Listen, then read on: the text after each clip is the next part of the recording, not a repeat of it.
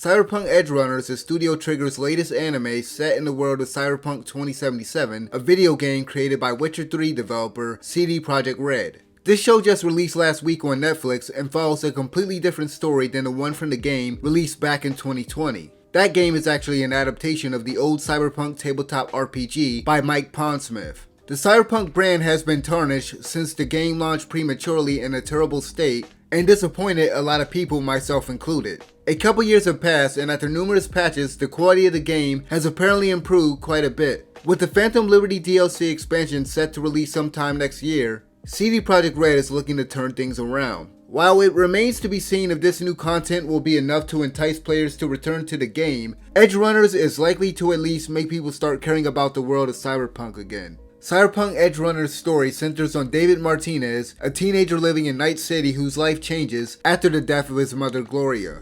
Fed up with his current situation, David decides to take a different path from the corporate life his mother wanted for him. After a chance encounter with an edgerunner named Lucy, he joins the crew of a veteran edgerunner named Maine in order to make some quick cash. Using a military-grade cybernetic implant left behind by his mother called the Sandevistan, David helps Maine's crew out on various jobs. After working with the group for a while, he becomes a valuable member of the team and builds a relationship with Lucy. David eventually makes a name for himself as an edgerunner by utilizing the Sandevistan as Maine's crew takes on jobs given to them by a fixer named Faraday. Edgerunners features a very mature story that highlights the dangers of relying too much on cyberware and how the corporations have all the power in Night City. It follows David's rise as a rookie edgerunner to his descent as he continues to utilize more cyberware to complete jobs. The concept of cyberpsychosis is introduced in the beginning of the series. This is a mental illness that occurs when a person overloads on cybernetics, causing them to lose control of themselves. David is a little cocky as he foolishly believes he's special given the fact that he can use the Sandevistan efficiently for some time without suffering any side effects. He's also quite stubborn as throughout the course of the series he refuses to listen to his allies who constantly tell him to slow down on using it. The Sandevistan allows David to move very quickly, which Trigger conveys by freezing everything around him and creating colorful after images as he moves around. David is very loyal to his companions, but unfortunately he's also headstrong much like Maine. He makes some dumb decisions due to these qualities for sure, but the character works for the story the writers wanted to tell. It hopes that they get you to sympathize with the protagonist early on with what happens to him and his mother. In the beginning of the series, writers Masahiko Osuka and Yoshiki Usa establish how hard it is to live in Night City if you're not in the upper class. The lives of those with status and money seem to matter much more than those who are just scraping by. As for the rest of David's allies, besides Lucy and Rebecca, I can't say I cared much about them. Lucy is the only one apart from David that has any sort of complexity to her. Her backstory is revealed later in the series and she has her own dream that she shares with David in the beginning. The scenes they shared alone together was quite nice. Rebecca is by no means some amazing fleshed out supporting character, but I found myself slowly starting to like her. Something about Rebecca reminds me of Harley Quinn from Batman. Rebecca is short-tempered and seems to relish shooting down those that get in the crew's way. Rebecca quickly grows fond of David and is there for him when he needs her. I might have not been too attached to Maine and the majority of his crew, but at least some of the character deaths were memorable. I saw a few of them coming though, especially Gloria's death in the beginning due to some of her dialogue with David beforehand. There was one death scene that caught me off guard completely. While this particular scene was executed well, the character's death left little impact on the characters. In regards to the main antagonist Faraday, he wasn't a very compelling character. He's the kind of character you would expect Breaking Bad actor Giancarlo Esposito to voice, except he's kind of forgettable apart from his character design. There is a certain character from the game that makes an appearance during the final act that is a way more menacing threat than him.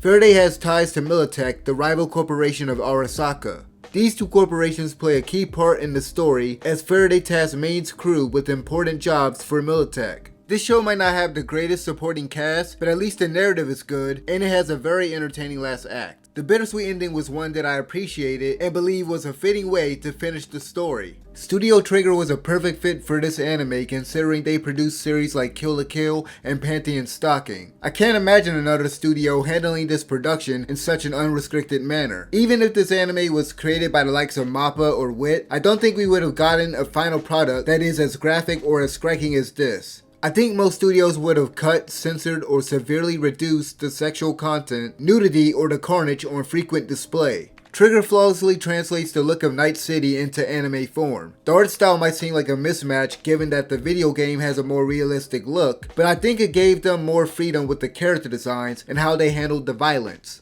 Trigger has made a very good looking show that is very colorful and visually distinct from any other media related to the franchise, while also successfully capturing the presentation of the game. Everything from the way that conversations display on screen when someone is talking to David over comms, to the type of music playing in the background when he's out relaxing with the crew after a job, everything is like they ripped it straight from the game. The studio seems to have put a lot of effort into being authentic as possible to the video game, and it has paid off. Another aspect of the show that Trigger absolutely nails is the over-the-top action scenes. This show has some of the most violent and blood-soaked sequences I've seen in an anime recently. They don't hold back on the gore at all. There is a really intense scene in episode 4, and the last few minutes of episode 6 is an absolute bloodbath. In general, the animation is great, and the studio got really creative with some of the action scenes. There's a cool car chase at one point, and a scene earlier in the series where Lucy rides a stretcher with David on it across the highway that was exciting. The only glaring issue this show has is its abysmal dialogue. I haven't watched an anime with dialogue this bad in quite a while. This flaw was also in the video game and was just one among a plethora of its problems. Similar to the game, Edgerunners constantly hits you with a barrage of slang and jargon commonly used by the people in that world. For super hardcore fans of the tabletop game or the world in general, this likely won't detract from your experience. However, anyone new to this franchise or who isn't deeply invested into its lore might have difficulty understanding what characters are saying sometimes. It might take a while to catch on to the lingo, which is a problem. The dialogue isn't very digestible, and the continual use of jargon and slang is one of the reasons why. One of the ways the writers could have mitigated this issue a bit, besides cutting back on that stuff, would have been to add some kind of introductory scene at the beginning of the series. Viewers are tossed into the deep end of a pool filled with strange lingo and are expected to swim even though they can barely walk. This could have used something brief to establish the world and a bit of its lore before jumping headfirst into the story. It was almost like the characters were speaking in a totally different language. There were many instances where I had to keep rewinding a scene to try to decipher what certain characters were saying. It was so frustrating.